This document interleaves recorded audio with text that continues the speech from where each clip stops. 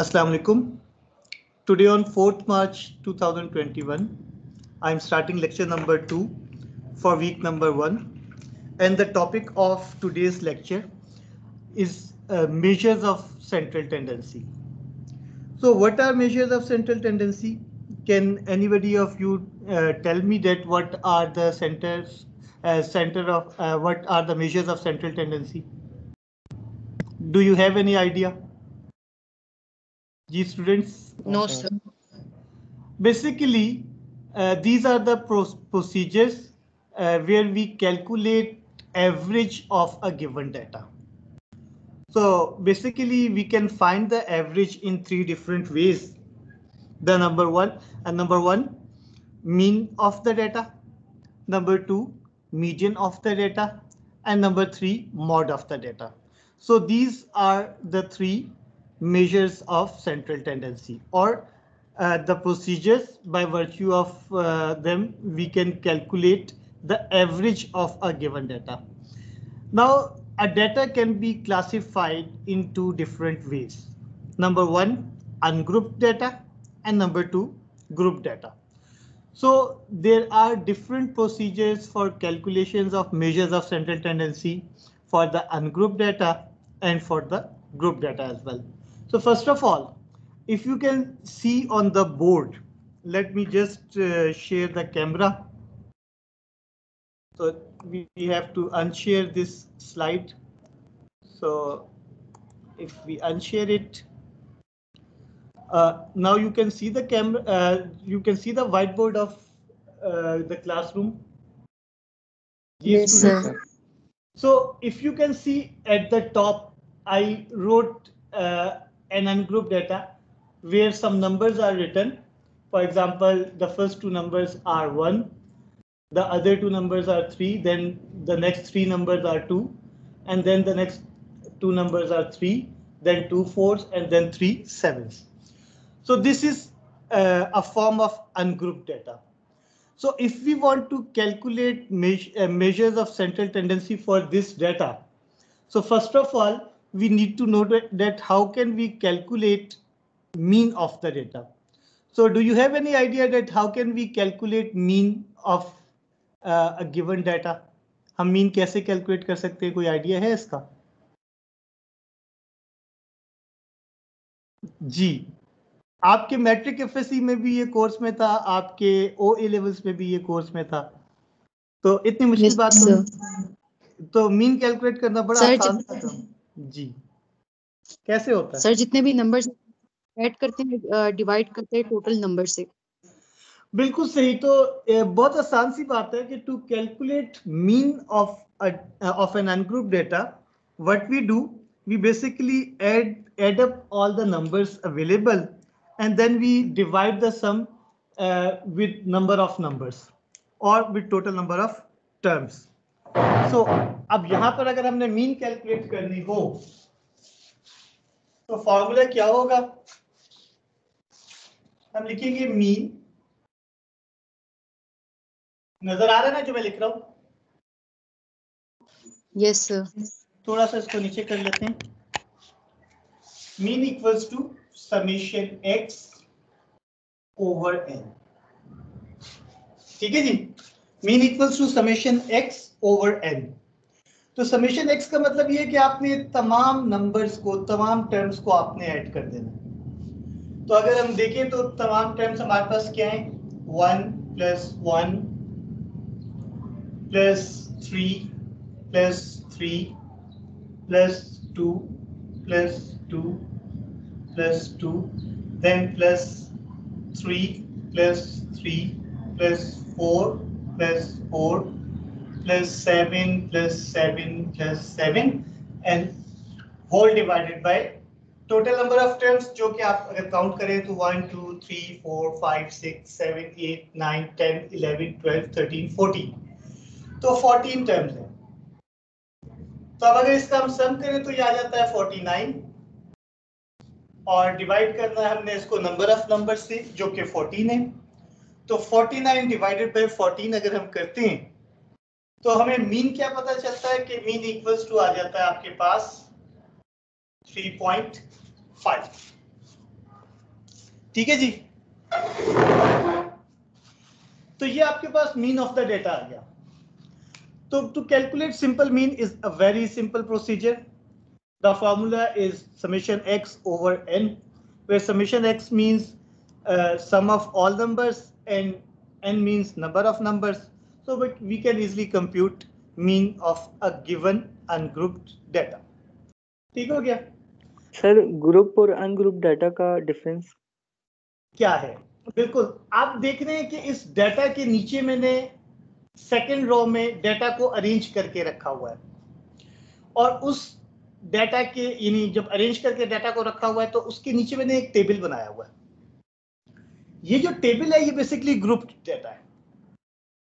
Group data का फायदा क्या होता है? ग्रुप डाटा का फायदा ये होता है कि अगर डाटा सेट बहुत बड़ा है, आपके पास सपोज थाउजेंड्स ऑफ नंबर्स हैं, तो हर नंबर को इंडिविजुअली लिखना it takes time and it wastes time. आपका टाइम ज़ाया होता है इतना सारे नंबर लिखने में ना. ये तो डाटा सेट बहुत छोटा सा था, सिर्फ 14 नंबर थे, तो मैंने आसानी से लिख दिए. लेकिन अगर डाटा सेट बहुत ज्यादा होता, यहाँ पर सपोज 500 नंबर्स होते, तो कौन उन 500 नंबर्स को पहले लिखता और बाद में समझाता? तो ग्रुप डाटा क्यों बनाया जाता है? ताकि डाटा को समराइज अच्छी तरह से किया जा सके. डाटा का हमने करना वही है, हमने डाटा की मीन कैलकुलेट करनी है, लेकिन ग्रुप डाटा उस मीन को कैलकुलेट करने को जरा आसान कर देता है. और ग्रुप डाटा वैलिड होता है एक बड़े सेट ऑफ डाटा के लिए भी. अनग्रुप डाटा का ये प्रोसीजर, अगर आपके पास नंबर ऑफ टर्म्स सपोज 500 हो जाए तो बहुत लंबा हो जाएगा कि 500 नंबर्स के लिए कौन ऐड करता रहेगा 2 + 2 + 2 + 2, तो बहुत टाइम ज़ाया होगा ना. तो ग्रुप डाटा क्यों बनाया जाता है? ताकि चीज़ों को स्ट्रीमलाइन किया जा सके, कैलकुलेशंस को ईजियर वे में किया जा सके, टाइम बचाया जा सके. ठीक है जी. तो खैर लेकिन अभी हमारा फोकस किस पे? अनग्रुप डाटा पे. तो सबसे पहले हमने अनग्रुप डाटा की मीन कैलकुलेट करना सीखी, जो कि एक बहुत ही आसान प्रोसीजर था कि आपने तमाम टर्म्स को, तमाम नंबर्स को ऐड कर लिया और फिर टोटल नंबर ऑफ नंबर से डिवाइड कर दिया कि जितने भी नंबर थे, जो इस केस में 14 नंबर्स थे, डिवाइड कर दिया. अब हम आते हैं second measure of central tendency यानी मीडियन की तरफ.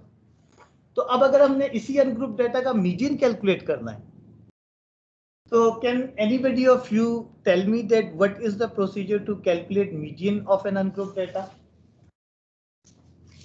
Sir middle number. हाँ जी, काफी हद तक आपने सही बात की है.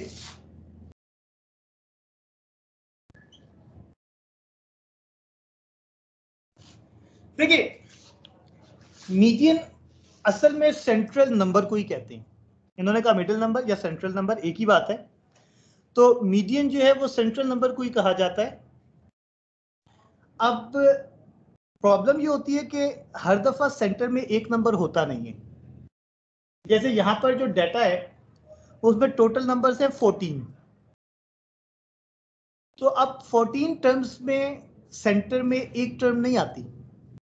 अगर तो टर्म्स होती ना 15, तो हम कहते हैं कि जो 8th टर्म है वो सेंट्रल टर्म है और मीडियन जो है वो 8th टर्म ही है. बात बिल्कुल सही हो जाती जो आपने कही. लेकिन थोड़ी सी इसमें एहतियात क्या है कि अगर टोटल नंबर ऑफ टर्म्स जो हैं वो इवन हो तो फिर सेंट्रल टर्म एक नहीं बल्कि 2 होती हैं.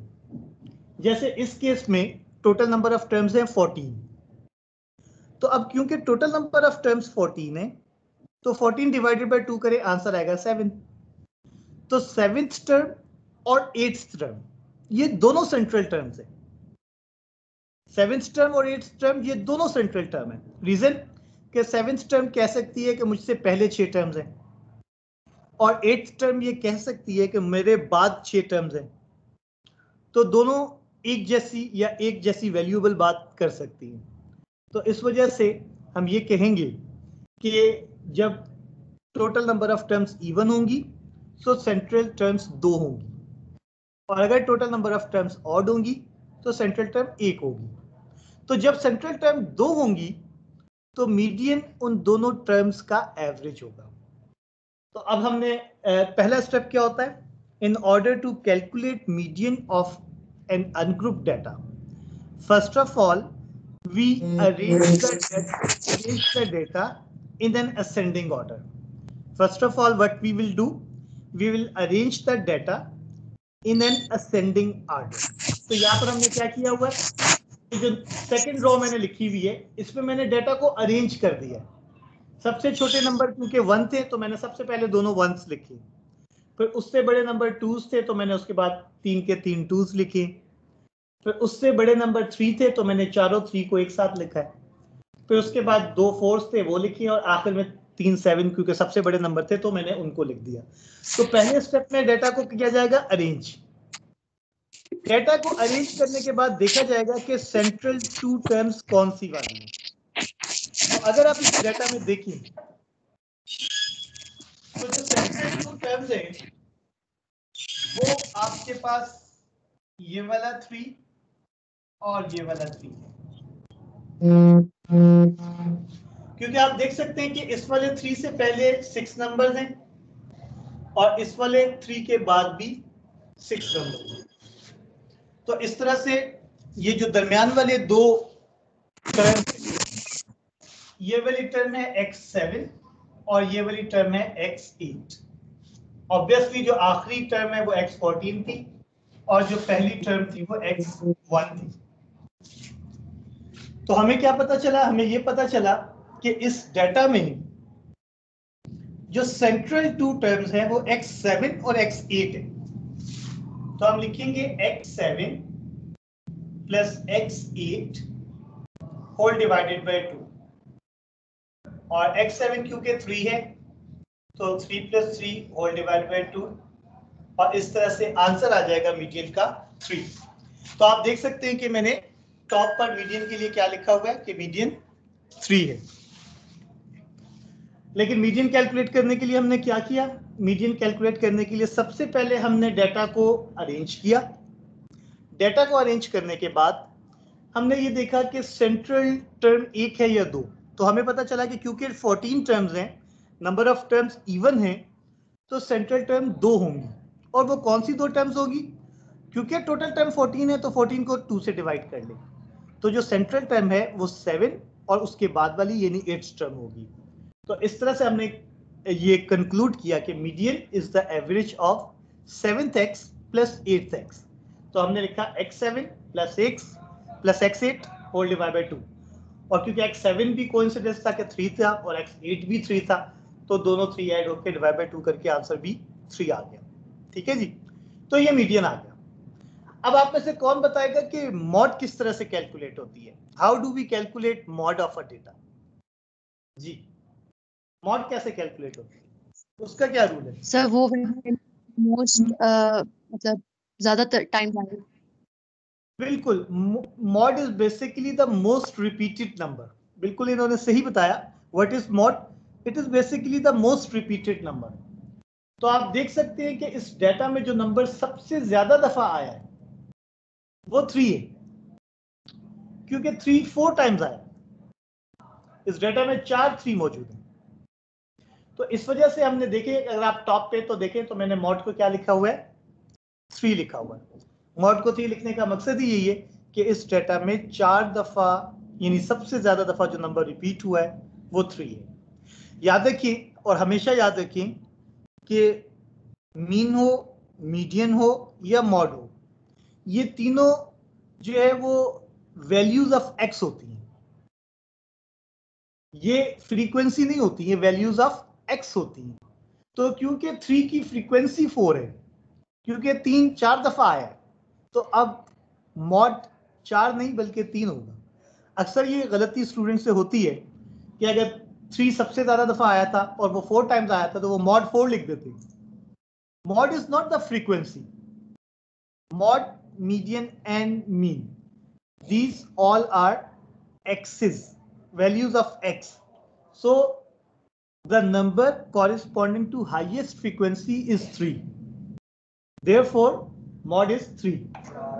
तो इस तरह से हमें पता चला कि mod 3 है। ठीक हो गया? आ जाए।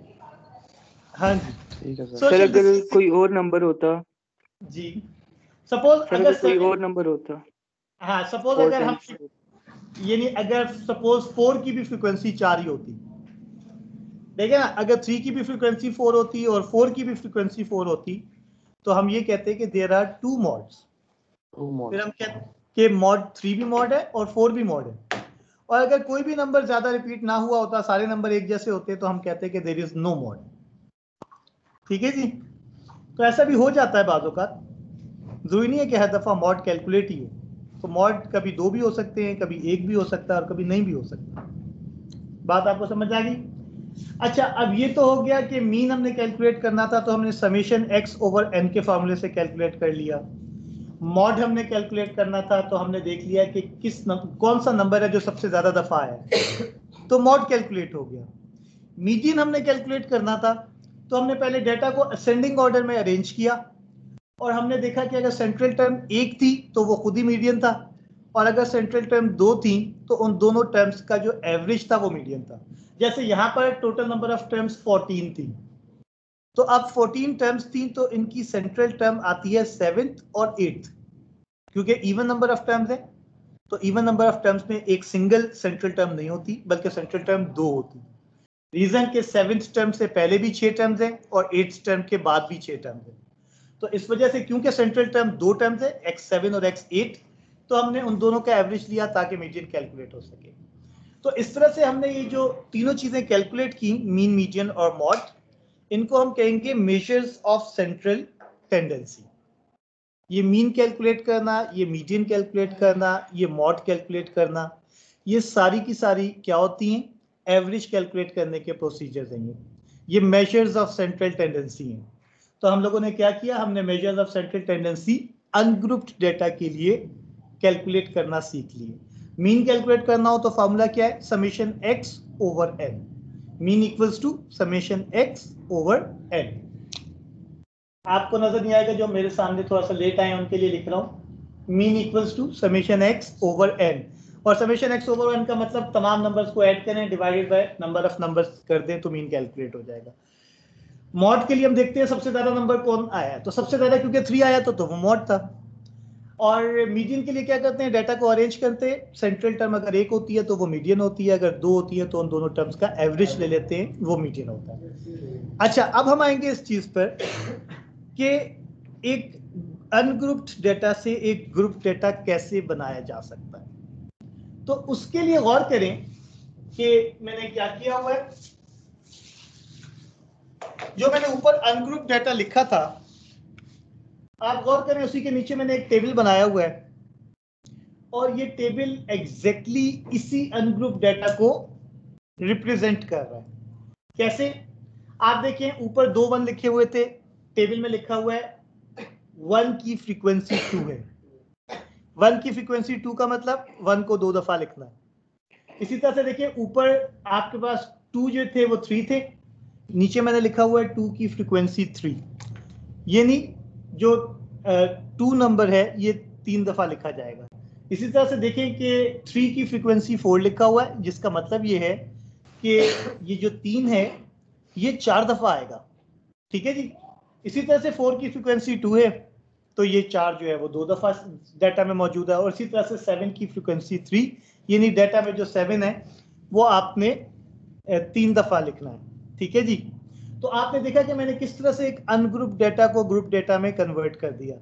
इसका उलट करूंगा तो ग्रुप डेटा अनग्रुप डेटा बन जाएगा। जैसे अगर मेरे पास ये टेबल दिया हुआ होता, तो 1 की फ्रीक्वेंसी 2 है, इसका मतलब है कि मैंने 2 दफा 1 लिखने थे। 2 की फ्रीक्वेंसी 3 है, इसका मतलब है मैंने 3 दफा 2 लिखना था। 3 की फ्रीक्वेंसी 4 है, इसका मतलब है मैंने 4 दफा 3 लिखना था। तो ग्रुप डेटा से अनग्रुप डेटा बनाया जा सकता है, अनग्रुप डेटा से ग्रुप डेटा बनाया जा सकता है। ये कन्वर्जन मुश्किल नहीं है, लेकिन ग्रुप डेटा का फायदा बहुत ज्यादा है। रीजन कि आप सपोज करें कि यहां पर अगर 500 नंबर लिखे होते, तो टेबल के जरिए तो उसका मीन मीडियन का मॉड कैलकुलेट करना आसान होता, लेकिन सारे नंबर्स को एक एक करके ऐड करना इट टेक्स टाइम, और अगेन टाइम जाया होता काफी। तो अब हम ये सीखेंगे कि एक ग्रुप डेटा के लिए किस तरह से मेजर्स ऑफ सेंट्रल टेंडेंसी यानी मीन, मीडियन और मॉड कैलकुलेट किए जा सकते हैं। तो सबसे पहले हम देखते हैं कि किस तरह से मीन कैलकुलेट की जा सकती है एक ग्रुप डेटा से। तो आप में से कोई बताएगा कि how can we calculate mean for a group data? Do you have any idea? Do you have something in your mind that how can we calculate mean for a group data? कोई formula, कोई scheme? जी. इनको multiply करके फिर add कर दें. इनको multiply करके. Sir ये ग्रुप डाटा टेबल है 7 हाँ. Multiply 3 4 multiply 2. हाँ जी बिल्कुल बात इन्होंने सही की है और इसको फॉर्मूला दे देते हैं. इसको जरा फॉर्मल कर लेते हैं. तो इसका फॉर्मूला क्या होता है? इसका फॉर्मूला होता है mean is equals to summation fx over summation f. ठीक है जी. हर नंबर को उसकी फ्रीक्वेंसी से मल्टीप्लाई करते जाएंगे. हर नंबर को इसकी फ्रीक्वेंसी से मल्टीप्लाई करते जाएंगे और ऐसी तमाम प्रोडक्ट्स को ऐड करते जाएंगे. तो इन प्रोडक्ट्स का जो सम होगा जब हम उसको सम ऑफ फ्रीक्वेंसी से डिवाइड करेंगे यानी टोटल नंबर ऑफ टर्म्स से डिवाइड करेंगे तो हमें जो है वो मीन मिल जाएगा. तो जरा करके देखते हैं. तो 1 multiply by 2 plus 2 multiply by 3 plus 3 multiply by 4 plus 4 multiply by 2 plus 7 multiply by 3 whole divided by 2 plus 3 plus 4 plus 2 plus 3. तो आप दोबारा देखेंगे कि 2 प्लस 6 8 8 प्लस 12 20 20 प्लस 8 28 28 प्लस 21. एक दफा फिर आपको 49/14 मिल गया और आपको पता है पहले भी आपने 49/14 कैलकुलेट किया था तो आंसर 3.5 आया था. तो इस दफा भी जो मीन का आंसर आएगा वो 3.5 ही आएगा. तो आपने देखा कि चाहे मैं अनग्रुप डेटा से अनग्रुप डेटा की मीन का फॉर्मूला यूज करूं आंसर सेम आता है. चाहे मैं ग्रुप डेटा से ग्रुप डेटा का फॉर्मूला मीन का यूज करूं तो आंसर उसमें भी सेम आता है. हाँ ये जरूर है कि इस डेटा के लिए आंसर 3.5 है, किसी और के लिए 5 आ सकता है, किसी और के लिए 7 9 11 आ सकता है. तो मीन तो डिपेंड करती है डाटा पर. किसी डाटा की मीन 3000 भी हो सकती है. अब ये तो डिपेंड करेगा ना डाटा में नंबर्स कौन से हैं. ठीक है जी. तो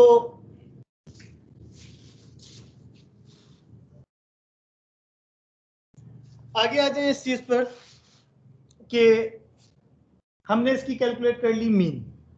अब ग्रुप डेटा के लिए कौन बताएगा कि मॉड कैसे आइडेंटिफाई होगी? ये ग्रुप डेटा, सपोज मेरे पास अनग्रुप डेटा नहीं है, सिर्फ ये टेबल बना हुआ है, तो मुझे कैसे पता चलेगा कि मॉड कौन सा नंबर है? सर जिसकी फ्रीक्वेंसी ज्यादा है. बिल्कुल सही है, क्योंकि मैंने मॉड के लिए ये वर्ड यूज किया था कि मोस्ट रिपीटेड नंबर, जिसको ये भी कहा जा सकता है a number with highest frequency. तो आप देख सकते हैं कि 4 जो 3 नंबर है उसकी फ्रीक्वेंसी सबसे ज्यादा है. 3 जो है वो उसकी फ्रीक्वेंसी 4 है और किसी और नंबर की फ्रीक्वेंसी 4 या इससे बराबर भी नहीं है और ज्यादा तो वैसे ही नहीं है. तो इसका मतलब है कि सबसे ज्यादा फ्रीक्वेंसी, सबसे बड़ी फ्रीक्वेंसी नंबर 3 की है. और क्योंकि याद रखें मीन, मीडियन और मॉड ये सिर्फ x होते हैं, तो क्योंकि 4 की कॉरिस्पॉन्डिंग x जो है वो 3 है, तो इस वजह से हम कहेंगे कि मॉड जो है वो 3 है. अब आखिरी बात कि आपने ग्रुप डेटा में मीडियन कैलकुलेट करना है. तो ग्रुप डेटा में अगर आपने मीडियन कैलकुलेट करना है तो अगेन आप सबसे पहले समेशन f को देखेंगे. समेशन f अभी हमने कैलकुलेट किया था वो 14 था. तो जब समेशन f 14 था तो हमें क्या पता चल जाएगा? हमें ये पता चल जाएगा कि टोटल नंबर ऑफ टर्म्स 14 है. अब जब टोटल नंबर ऑफ टर्म्स 14 है तो हमें खुद ही अंदाजा हो जाएगा कि 14 इवन होता है, लिहाजा आप सेंट्रल टर्म 1 नहीं मिलेगी क्योंकि इवन नंबर्स के लिए सेंट्रल टर्म 2 होती है. अब वो कौन सी वाली 2 टर्म्स होती हैं? 14 को 2 से डिवाइड करें, पहली टर्म होती है 7th और दूसरी टर्म उससे अगली यानी 8th. तो इस तरह से हमें पता क्या चला? हमें पता ही चला कि मीडियन जो है वो 7th x plus 8th x whole divided by 2 के बराबर है. अब ग्रुप डेटा से हमें कैसे पता चलता है कि 7th एक्स कौन है? तो देखिए मैं ये कैसे काउंट करूंगा, अब मेरे आप अपने हाथ की तरफ देखना है, ठीक है जी।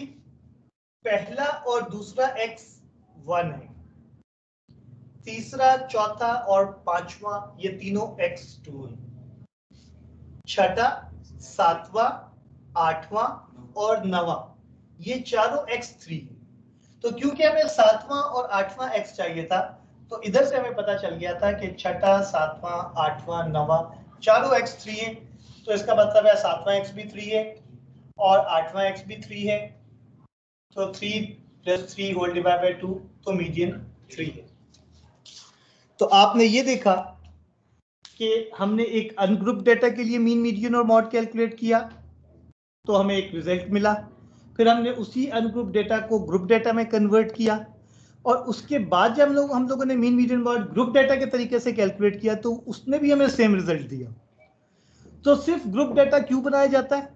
ताकि अगर डेटा सेट बड़ा हो, अगर डेटा सेट बड़ा हो तो आपको कैलकुलेशन में आसानी हो जाएगी। बात आप समझ रहे हैं? दिस इज द रिक्वायरमेंट, ठीक है जी। तो बस यहाँ पर इसको हम मुकम्मल करते, ये चीज मुकम्मल हो गई। अब इसके जी आप बात बताएं जी, क्या कह रहे थे? सर अगर फ्रीक्वेंसी सबकी 4 है तो मॉड कोई भी नहीं होगा या सारे मॉड होंगे? देखिए बात ये अगर सबकी 4 है तो मॉड तो कोई ना होगा ना। मॉड कहते हैं मोस्ट रिपीटेड नंबर, तो मोस्ट रिपीटेड तो कोई ना, वो तो यूनिफॉर्म डेटा हो गया। ठीक है सर। और अगर बात एक समझ के रहे हैं? बीच में और कम सर है, अगर सर एक कम है और बाकी 4 4 हैं तो फिर? तो देखिए वैसे तो इस तरह होता नहीं है, लेकिन अगर कोई ऐसा, देखिए अगर मुझसे कोई स्टैटिस्टिकली पूछे ना कि 4 चीजें बिल्कुल एक जैसा है और 5वीं बिल्कुल कम है, तो सबसे पहले मैं ये चेक करूंगा कि वो 5वीं की गलती से तो नहीं आ गई। क्या ख्याल है? जैसे यस देखिए सर। ये बिल्कुल ऐसे ही है कि आपकी क्लास में ज्यादातर बच्चे तो 20-21 साल के हों, एक 35 इयर्स का हो दरमियान में, मतलब होने को हो तो सकता है, लेकिन पहला शक क्या जाएगा कि ये गलती से तो नहीं बैठा हुआ कोई, मतलब ये इस क्लास का है नहीं। तो उसमें बिल्कुल मॉड की जो असल सिचुएशन है वो यही है कि अगर मॉड पॉसिबल हो, 2 से ज्यादा भी हो सकते हैं, 3 भी हो सकते हैं, 4 भी हो सकते हैं, लेकिन देखा जाएगा ना कि अगर सारा ही डाटा एक तरह से है तो फिर तो वो मॉड नहीं हुए ना, ठीक है। तो ये बात ठीक हो है गई। सर। अच्छा अब हम इस चीज पे आते हैं कि यहाँ तक तो हम लोगों ने, मैंने इसलिए टेबल से करवाया ताकि एक साथ ही मैं उस पर चला जाऊँ। जरा बेटा मल्टीमीडिया अब आप ऑन कर लेंगे? तो मल्टीमीडिया ऑन कर लेना। नहीं वो बटन दबाएं, बटन और होल्ड करें, बटन दबा के होल्ड करें, ताकि आपको पता चले कि ऑन और ऑफ में क्या फर्क होता है। ये क्लास में थोड़ा इशू आ रहा है, वो माइक्रोसॉफ्ट टीम्स नहीं चल रही। कोई मसला नहीं है, तो ये रिकॉर्डेड लेक्चर है, ये मैं इसका लिंक शेयर कर दूंगा आप लोगों से क्लास में, कोई मसला नहीं है। अब ऑन हो गया, बैठ जाए। और अगर बहुत ज्यादा खांसी हो तो बंदा घर से भी लेक्चर ले सकता है, कोई टेंशन नहीं है, आपको वैसे कह रहा हूँ। अगर तबीयत खराब हो, नहीं तबीयत खराब हो तो बंदा घर पे भी रुक सकता है, क्योंकि देखिए हम लोगों ने अब कोशिश ये करनी है कि हमने ऑन कैंपस क्लासेस करनी है ना। अब मुझे तो नहीं पता कि आप में से किसकी तबीयत खराब है। आप टेस्ट करवाया अभी नहीं, मैं वैसे कह रहा हूँ कि आप अपनी तौर पर बंदा पूछ लेता है कि सर मुझे थोड़ी सी तबीयत खराब है, मैं घर से क्लास ले लूँ, तो मैं इतना जालिम नहीं हूँ कि मैं आपको मना करूँ कि जी क्लास नहीं आप ले सकते। अगर किसी की तबीयत खराब है, मैं यहाँ डिक्लेयर कर रहा हूँ कि I shall mark him present for the entire semester no matter what happens. ठीक है, रिकॉर्डेड है बात, ठीक है, कोई टेंशन मुझे नहीं। ठीक है सर। क्योंकि अगर किसी की तबीयत खराब है और वो आके कोरोना अल्लाह ना करे 10 बंदों को करा देता है, तो उससे बेहतर नहीं है कि आप उसको कहें कि तुम घर से क्लास ले लो, कोई मसला नहीं है, ठीक है जी। और वैसे भी कोई इतना इशू नहीं है, आजकल क्लासेस ये जो रिकॉर्ड हो रही है ना, इनकी अच्छी बात क्या है कि अब अगर आप किसी भी रीजन से लेक्चर अटेंड नहीं कर सके तो आपके पास एक रिकॉर्डेड लेक्चर मौजूद है, आप आसानी से उधर से देख सकते हैं, ठीक है जी। तो अब हम क्या करते हैं, अब हम ये करते हैं कि स्लाइड शेयर कर लेते हैं। स्लाइड शेयरिंग लगानी पड़ेगी मुझे, 1 मिनट ठहरे।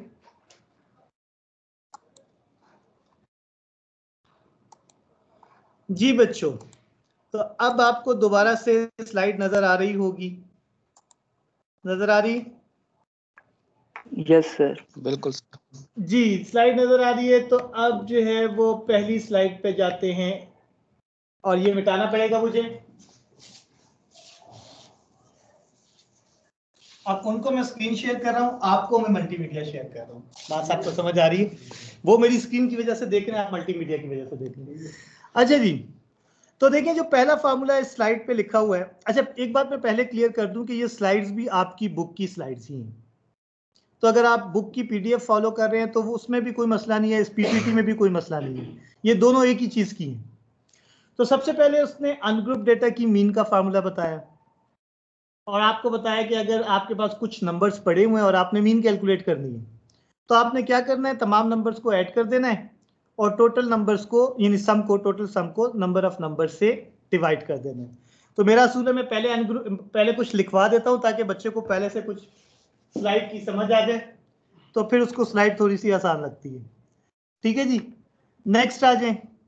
नेक्स्ट में उसने ये सिखाया है कि मीडियन कैलकुलेट करने का क्या तरीका है। अब जरा गौर करें, मैंने जो आपको एग्जांपल दी थी उसमें टोटल नंबर ऑफ टर्म्स 14 थी। तो अगर 14 थी तो आप नीचे वाला फार्मूला यूज करेंगे जहां पे n होगा 14 और n डिवाइडेड बाय 2 यानी 14 डिवाइड बाय 2 करेंगे तो आपको x7 मिल जाएगा। बाकी थोड़ी सी हुई हुई है टाइपिंग मिस्टेक। दूसरा जो लिखा हुआ है ना n डिवाइडेड बाय 2 प्लस 1, वो यूं नहीं है, वो n/2 प्लस 1 है। तो बेशक आप अपनी अपनी जिसे कहते हैं पीपीटीज में इसको करेक्ट कर लीजिएगा। ये n डिवाइडेड बाय 2 प्लस 1 नहीं है, बल्कि ये n/2 प्लस 1 है। यानी 14 डिवाइड बाय 2 करेंगे तो 7 आएगा, 7 प्लस 1 8 आएगा। तो ये बिल्कुल वही बात कर रहा है कि अगर टोटल टर्म्स 14 हो तो 7th x और 8th x को ऐड करें और डिवाइडेड बाय 2 कर दें। ठीक हो गया? तो अगर टोटल नंबर ऑफ टर्म्स 15 हो तो आप ऊपर वाला फार्मूला यूज कर लें। 15 के लिए मैंने क्या कहा था कि अगर टोटल नंबर ऑफ टर्म्स 15 हो तो 8th टर्म मीडियन होती है।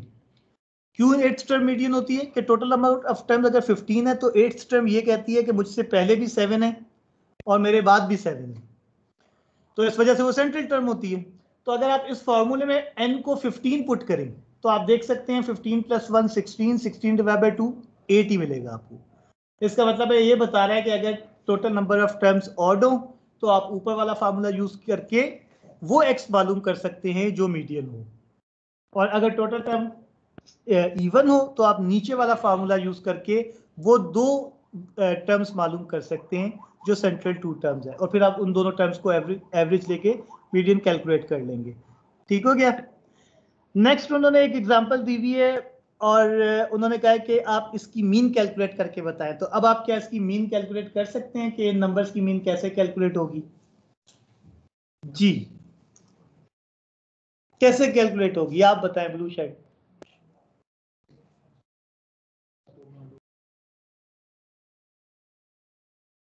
तो सारे नंबर्स को हम ऐड कर देंगे और टोटल नंबर्स हैं कितने? 5 है। तो तमाम नंबर्स को ऐड करेंगे, डिवाइडेड बाय 5 करेंगे तो मीन मालूम हो जाएगी। अच्छा, अब ऑनलाइन बैठे हुए स्टूडेंट्स में से कोई बताएगा कि अगर हमने इसका मीडियन कैलकुलेट करना है तो हम मीडियन कैसे कैलकुलेट करेंगे? सर 3.9। आपने कह दिया 3.9 है, ये तो बात ही गलत कर दी ना आपने। ओ सॉरी सर मैं वो दूसरी 3.11 है। देखिए ना, पहले तो सबसे पहला स्टेप क्या होता है मीडियन का कि इसको असेंडिंग ऑर्डर में अरेंज करते हैं। तो जब इसको तरतीब से अरेंज करेंगे तो कोई बात नहीं, आपने की है ये गलती बुक ने भी की, फिर जिसने स्लाइड बनाई उसने भी की कि उस बेचारे को ये नहीं पता था कि 3.9 बड़ा होता है और 3.11 से तो 3.2 से भी छोटा होता है। Yes sir. तो Yes. पहले इसको अरेंज करेंगे, 3.11 पहले लिखेंगे, 3.9 बाद में लिखेंगे, फिर 14.7 लिखेंगे और फिर सेंट्रल टर्म क्योंकि 3.11 होगी तो आंसर 3.11 आएगा। लेकिन माशाल्लाह बुक वाला इस मामले में इतना कोई सादा साबित हुआ है कि उसने सोचा कि ये 3.9 है, वो 3.11 है। तो 3.9 और 3.11 में 3.11 बड़ा है। मुझे लगता है किसी देसी ने बुक लिखी थी, हो सकता है ना किसी देसी ने बुक लिखी हो सकता है सर। ठीक है, आप बुक में देखें, उसने बुक में भी 3.9 आंसर दिया हुआ है जालिम ने। अब उससे कोई कहे कि यार अल्लाह के बंदे 3.9 बड़ा है या 3.11, तो ये तो कोई देसी कह सकता है ना कि 3.11 बड़ा है और 3.9 छोटा है। बात क्या ख्याल है? उसको तो 11 बड़ा लगेगा। इसीलिए पता है आपको अंग्रेजों में ये 3.11 पढ़ना ही मना है। 3.11 वो इसीलिए पढ़ाते हैं ताकि उन्हें पता चले ये 1 एंड समथिंग है, ठीक है ना। तो ये चक्कर है, बात आपको समझ आ गई। तो इसमें 3.11 आंसर आएगा। नेक्स्ट स्लाइड पे आते हैं, और ये स्लाइड है ट्रिम्ड मीन को डिस्कस कर रही है। आप में से कौन मुझे बताएगा कि ट्रिमिंग का क्या मतलब होता है? सर कम करना। कम करना, जैसे आप बार्बर के पास जाते हैं ना, आप कहते हैं थोड़ी सी ट्रिमिंग करवानी है मैंने, ठीक है जी। तो जो बेचारा मतलब जिसके सर पे बाल नहीं होते, फिर वो बेचारा तो नहीं ये कह सकता, लेकिन चलें कोई बात नहीं। तो बिल्कुल ये वही वाली ट्रिम मीन है। ट्रिम का मतलब कम करना, काटना, छोटा कर देना। तो यहाँ पर हमें ट्रिम मीन की क्यों जरूरत पड़ती है? असल में होता ये कि बाज़ों का डाटा में कुछ ऐसे नंबर्स आ जाते हैं जो ओरिजिनली डाटा में होते नहीं हैं। फॉर एग्जांपल, मैंने पहले भी बात की थी कि इस्लामाबाद के टेम्परेचर में अगर कोई मिनिमम टेम्परेचर 0 डिग्री कहे तो हम मान लेंगे, लेकिन अगर वो मैक्सिमम टेम्परेचर 60 डिग्री कहे तो हम नहीं मानेंगे, क्योंकि सबको पता है कि इस्लामाबाद में कभी भी 60 डिग्री सेल्सियस नहीं हुआ। तो अब ये 60 डिग्री सेल्सियस ये हो सकता है कि कोई बंदा हाथ से रीडिंग लिखता हो, 46 लिखना था उसने 60 लिख दिया गलती से, या पढ़ लिया और फिर वही लिख दिया 60। या दूसरी बात ये हो सकती है कि उस दिन जो थर्मामीटर था, जो मेजरिंग इंस्ट्रूमेंट था, वो माल फंक्शनिंग कर रहा था, वो काम सही नहीं कर रहा था, तो उस पर वाकई 60 आ गया और लिखने वाले ने तो 60 लिख दिया, लेकिन ये नहीं सोचा कि 60 कैसे हो सकता है इस्लामाबाद में।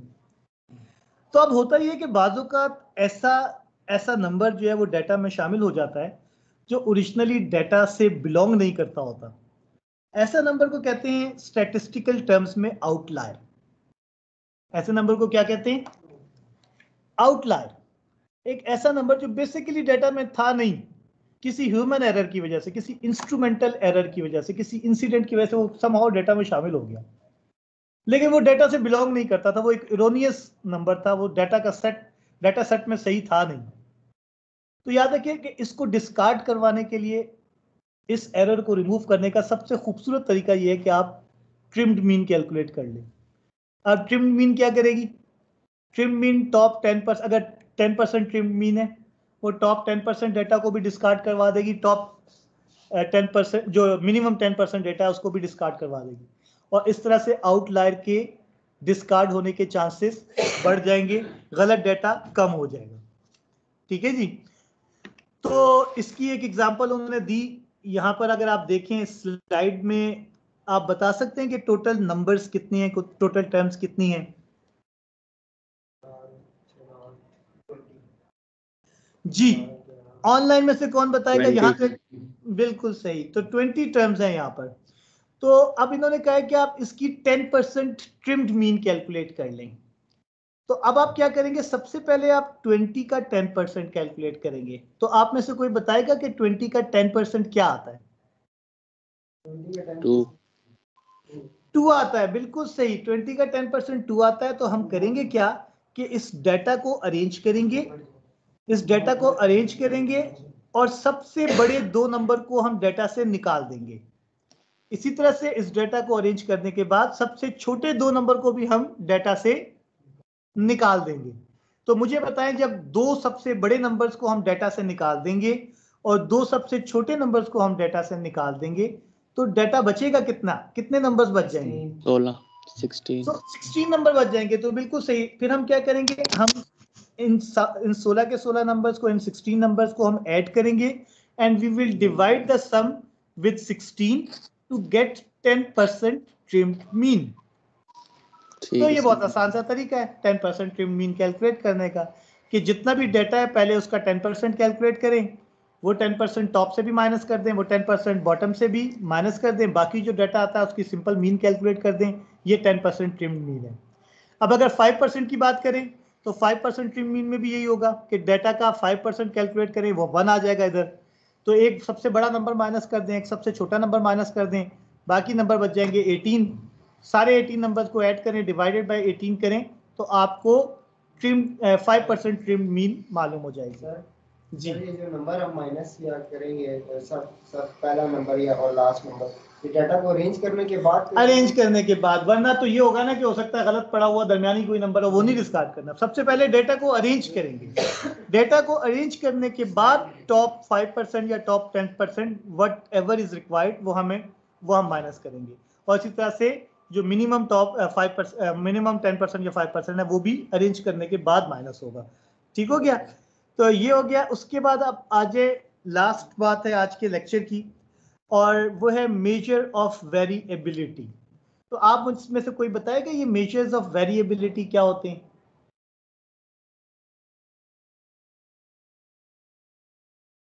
जी, इससे पहले आप मेजर्स ऑफ सेंट्रल टेंडेंसी आपने पढ़े, जिसको मैंने एक लफ्ज में एक जुमले में मैंने ये कहा कि ये एवरेज कैलकुलेट करने के तरीके हैं, मेजर्स ऑफ सेंट्रल टेंडेंसी। अब उसके बाद एक और वर्ड यूज होता है, वो होता है मेजर्स ऑफ वेरिएबिलिटी, जिसे बाज़ औक़ात मेजर्स ऑफ स्प्रेड भी कहा जाता है। जी, मैक्सिमम मिनिमम वैल्यू निकालने की। असल में मेजर्स ऑफ स्प्रेड का मतलब ये होता है कि आप देखना ये चाह रहे होते हैं कि डाटा सेंटर से किस तरह से डिस्ट्रीब्यूटेड है। अगर वो सेंटर के राइट भी वैसा ही है जैसे वो सेंटर के लेफ्ट पे है, और वो सेंटर पे भी उतना ही है, यानी आसान अल्फाज में वो हर जगह एक जितना है, तो हम उसे कहेंगे कि ये यूनिफॉर्म डेटा है। अगर वो सेंटर के राइट पर उसी तरह से बढ़ रहा है जिस तरह से वो सेंटर के लेफ्ट पे बढ़ रहा है, तो हम उसे कहेंगे सिमेट्रिकल डेटा। या वो सेंटर के राइट पे उसी तरह से कम हो रहा है जैसे वो सेंटर के लेफ्ट पे कम हो रहा है, तब भी हम उसे कहेंगे सिमेट्रिकल डेटा। अगर सपोज वो सेंटर के राइट साइड पे ज्यादा और लेफ्ट पे कम है, तो हम उसे पॉजिटिवली स्क्यूड कहेंगे, और अगर लेफ्ट पे ज्यादा और राइट पे कम है तो हम उसे नेगेटिवली स्क्यूड कहेंगे। तो इसका मतलब ये है कि मेजर्स ऑफ वेरिएबिलिटी या मेजर्स ऑफ स्प्रेड कैलकुलेट करने का मकसद ये है कि हम डाटा की डिस्ट्रीब्यूशन देखते हैं। फॉर एग्जांपल देखें, नंबर 1 आजकल कोरोना चल रहा है, तो कोरोना की टर्म्स में बात करते हैं कि हम सबसे पहले ये देखते हैं कि कोरोना के सबसे ज्यादा पेशेंट्स किधर हैं। फिर हम ये देखते हैं कि उसके राइट साइड वाले एरिया में ज्यादा है या उसके लेफ्ट साइड वाले एरिया में ज्यादा है, या दोनों तरफ एक जैसे हैं। तो अगर तो दोनों तरफ एक जैसे हैं तो सिमेट्रिकल है, और अगर हर शहर में कोरोना पेशेंट एक जैसे हैं तो यूनिफॉर्म है। लेकिन जब आप देखेंगे तो अमूमन यूनिफॉर्म होने के चांसेस बहुत ही कम होते हैं। होता ही है कि किसी भी चीज की वेरिएशन जो है वो कुछ ना कुछ जगहों पर साजगार हालात की वजह से ज्यादा हो रही होती है, यानी किसी भी चीज में जो इंक्रीज है। फॉर एग्जांपल देखें ना, बैक्टीरिया क्यों कम टेम्परेचर पर ग्रो करते हैं और वो क्यों ज्यादा टेम्परेचर पर ग्रो नहीं करते। तो इससे ये पता चला ना कि कम टेम्परेचर उनके लिए फीजिबल है, उनकी ग्रोथ के लिए अच्छा है, वो रिप्रोडक्शन ज्यादा सही कर लेते हैं अगर टेम्परेचर कम हो। तो इसीलिए कहा जाता है पानी भी पिए तो गर्म करके पिए, तो वो आपको फायदा देगा। ठीक है, लेकिन मजा तो ठंडा पानी पे पीने में आता है ना। कोक हो, पेप्सी और जबरदस्त किस्म की ठंडी सी हो मैच खेलने के बाद, क्या ख्याल है? चिल ऐसा ही होना चाहिए। तो ये तो मसला है ना कि जो बंदे की चाहत होती है, जो बंदे की इंटेंशन होती है, वो कभी भी वो नहीं होती जो सेहत अफजा और जिसे कहते हैं ना लीगल कानून के अंदर हो। मसला है कि हर इंसान को गलत काम करने में ही मजा आ रहा होता है, यानी उसको मजा या जो उसको प्लेजर मिल रहा होता है वो कहता है यार वो चीज जो मना है वो करूंगा तो मुझे ज्यादा फायदा जब मजा आएगा। तो ये ह्यूमन साइकोलॉजी है कि जिस चीज को आपने मतलब जिस पे पाबंदी लगा देना उस पे वो ज्यादा, ट्रैफिक का सिग्नल तोड़ने में उसको ज्यादा मजा आएगा, इंतजार करने में नहीं आएगा, क्योंकि वो एक पाबंदी लगी हुई है कि सिग्नल नहीं तोड़ना। तो ह्यूमन इसी तरह का है कि वो जो है ना पाबंदी को पसंद नहीं करता। ठीक है, और कानून इस तरह का है कि वो पाबंदी होती है तो चलता है काम। ठीक है जी। तो अब मेजर्स ऑफ वेरिएबिलिटी हम क्यों देखते हैं? हम डेटा का स्प्रेड देखने के लिए कैलकुलेट करते हैं। याद रखें मेजर्स ऑफ वेरिएबिलिटी दो हैं, स्टैंडर्ड डेविएशन और इसका स्क्वायर यानी वेरिएंस। वेरिएंस और स्टैंडर्ड डेविएशन। लेकिन ये वेरिएंस और स्टैंडर्ड डेविएशन की कैलकुलेशन जो हम अनग्रुप डेटा और ग्रुप डेटा दोनों के लिए करेंगे, ये इंशाल्लाह हम नेक्स्ट लेक्चर में करेंगे। तो आज के दिन तक मैंने जो है वो अनग्रुप्ड और ग्रुप डेटा का मीन, मीडियन और मॉड कैलकुलेट करना सिखाया है। तो इसमें अगर कोई सवाल आप करना चाहते हैं तो मैं यहाँ मौजूद हूँ। जी। नो सर, सब कुछ समझ आ गया आपको? मैंने इतना No, ठीक sir. पढ़ाया है? बिल्कुल सर। क्या ख्याल है? बिल्कुल अच्छा पढ़ा है। बिल्कुल सही पढ़ाया है मैंने, कोई गलती नहीं की। चले Yes, आप sir, बिल्कुल इसका मतलब है कि आप अच्छे बच्चे हैं, ठीक है, चले अच्छी बात है। तो लेकिन आप जो है वो सवाल करेंगे तो मुझे अच्छा लगेगा। और याद रखिए कि मैं उस तरह का टीचर नहीं हूँ कि मैं सबसे आसान सवाल खुद करके और बाकी सारी एक्सरसाइज की मुश्किल प्रॉब्लम्स आपको दे देने वाला हूँ। मैं आपको एक्सरसाइज का हर सवाल करवाने वाला हूँ और एग्जाम्पल भी जो आपको मुश्किल लगेगी वो मैं आपको करवाने वाला हूँ, ठीक है ना। ठीक है सर। हाँ, ये जरूर है कि पेपर में अपनी मर्जी का बनाऊंगा और पेपर बुक में से नहीं होगा। बाकी आप एक्सरसाइज का कोई भी सवाल मुझसे करवा लें, मुझे कोई टेंशन नहीं है।